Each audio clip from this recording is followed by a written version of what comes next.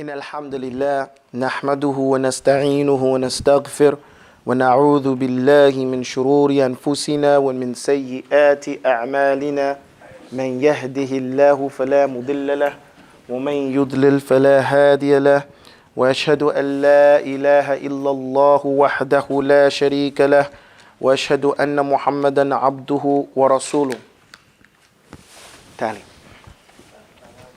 Okay, today we are in our Tajweed class. We're in our Tajweed class, walhamdulillahi rabbil alameen, and we are on the subject of idgham. Now there's a few things I need to make mention here, okay? The first thing is this. We are in, I don't know the number of the lesson. However, the first thing that we did is we went over the introduction to this text. And the point I'm doing now is that there are certain things that you should know at this stage, okay? There are certain things. We've had, I think, 7 lessons, or this is the 7th lesson that we're going through right now. So those 6 prior lessons aren't lessons that you should have just taken as entertainment. Those are lessons that should have been memorized and the points made therein known so that you can utilize them. Okay, the first point was that the author of this text, his name is Jamzuri. You know, Sulaiman al-Jamzuri, right? So we should know that, and that Jamzur is a village where? It's in Egypt, in modern day Egypt, close to the city of Tanta. And there's a lot of people from Tanta that are very good with the Quran. If you find one that studied in Tanta, they'll probably be one of the best people you meet to do Tajweed. Imam al-Husari, we mentioned, is from Tanta. He has a masjid there. And they still, his teachers and Jamzuri's relatives are still there teaching the science of Tajweed. Everybody has their best thing, but this is the thing that that village or those people around Tanta are well known for, in Garbiya. Next, we spoke about 10 things that everybody needs to know about whatever science you're studying.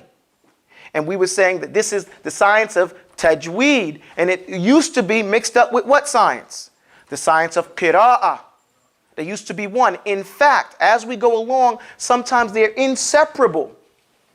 Sometimes they're inseparable from some of the things that you're going to have to know when you're dealing with the science of Tajweed.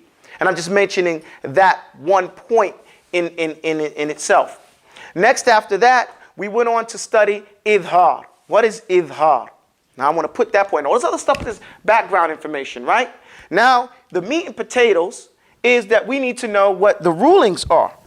The rulings that we're studying in Tajweed. And we went over what tilawa, the types of tilawa, right?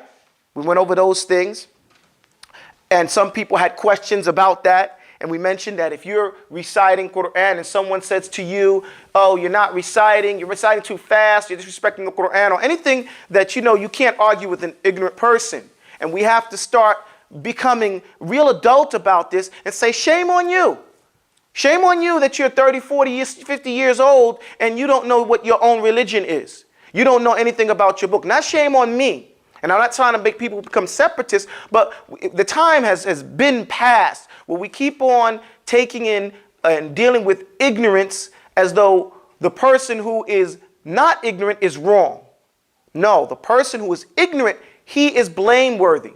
Okay? Because there's a certain type of ignorance that you're allowed. Then, once the opportunity to raise up that ignorance is removed, now you're blameworthy for not learning. Okay? So a child is not blameworthy for not knowing how to pray and how to offer salah or how to read Quran. Once they become an adult, they're blameworthy for not learning how. Okay? So we good? So going right along, we go into the learning the rules of idhar. Idhar, what does idhar mean? First and foremost, you should know that. Idhar means to make something clear. Right? Mubin is a terminology. As a terminology, it means to pronounce the letters, certain letters, in a way that is independent and distinct from another letter. Those letters are 6. What are they? They are Hamza, Faha'un, Thumma, Ainun, Ha'un, Muhmalatani, meaning they don't have a sign over them. Thumma, Ghainun, Kha'u. That's 6 letters of the throat.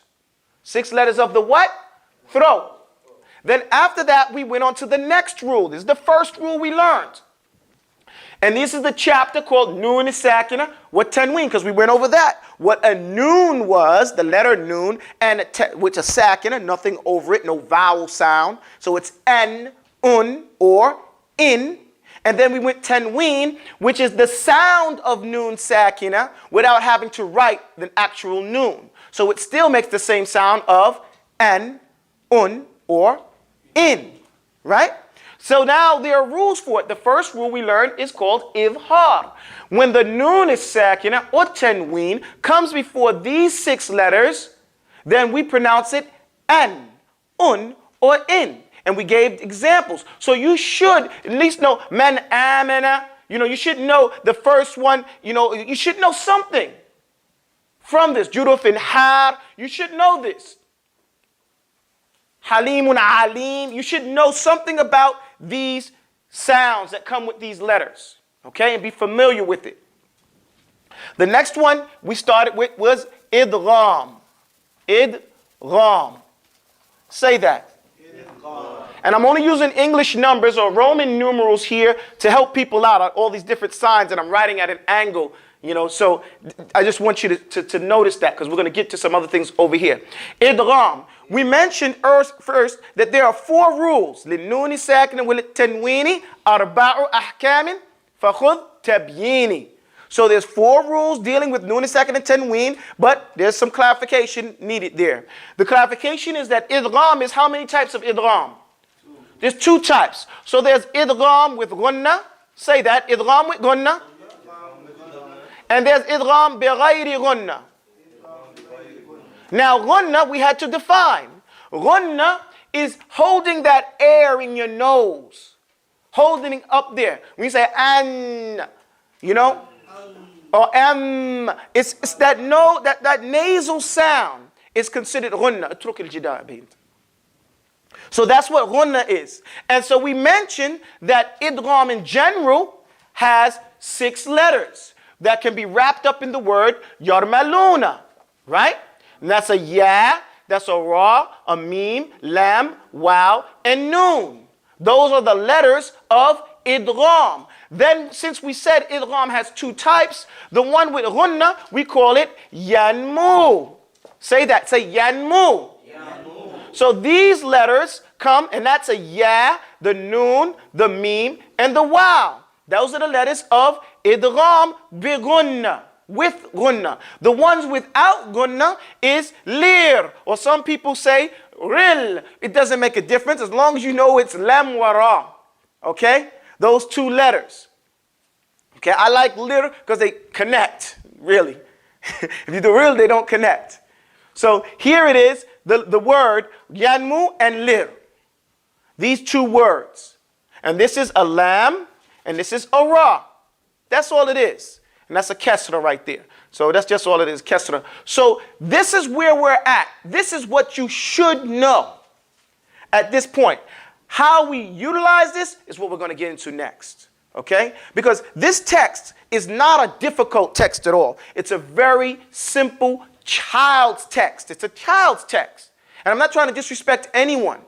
However, it is detailed. And if you do your job by reviewing it, don't just watch the video.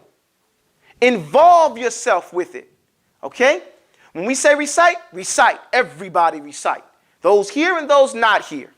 Okay? And then when you have time out, open your paper and look and see what it is right here. I didn't mail out the text to anybody because the text is well known. You can find it anywhere. It's a well-known text. You can find it at any bookstore. Okay? The text. The explanation of it, I don't know. I have never seen an explanation of it in English. Somebody has? You have? No. I haven't seen it even in Portuguese. In Portuguese? No. I haven't seen it in Portuguese either. Okay, either.